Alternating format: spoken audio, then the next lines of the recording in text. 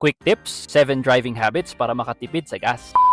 Iwasang magdala ng unnecessary weight. Nakakaapekto sa fuel economy ang kahit na anong bagay na dumadagdag sa weight ng sasakyan. Alisin ang mga gamit, bagahe, pati mga accessory gaya ng roof rack o bike rack kung hindi naman gagamitin. Tamang tire pressure. Mas mahirap pagulungin ang underinflated o kulang sa hangin na gulong. Kaya naman posibleng tumaas ang konsumo kung hindi ito na monitor. I-check ang tire pressure at least once a month at magdagdag ng hangin kung kinakailangan. Drive smoothly. Kung sa pelikula magandang tignan, sa totoong buhay walang magandang maidudulot ang biglaang acceleration, hindi lang sa konsumo pati na rin sa ibang mechanical components ng sasakyan. Dahan-dahan lang sa pag-apak sa gas, i-anticipate din ang stops para smooth ang braking. Iwasan ang unnecessary idling. Umaandar ang makina ngunit hindi gumagalaw ang sasakyan. Yan ang idling. Nakakaaksaya na nga ng gas, nakakasama pa sa environment. Kung titigil for more than 5 minutes, kadalasan mas makakatipid sa gasolina kung papatayin muna ang makina at i-restart na lamang kapag aalis na. Regular maintenance. Mapapanatiling maayos at fuel efficient ang sasakyan kung sinusunod ang regular maintenance schedule. Mag-change oil at magpalit ng filters sa tamang schedule. Planuhin ang iyong ruta. Hanggat maaari, planuhin ang ruta upang maiwasan ang mabigat na trapiko at mga construction zones. Pampito, iwasan ang short trips. Planuhin ang mga lakad para imbis na multiple short trips, minsanang biyahe na lamang. Kung may additional tips pa kayo, comment nyo lang. If you find this helpful, leave a like and follow for more.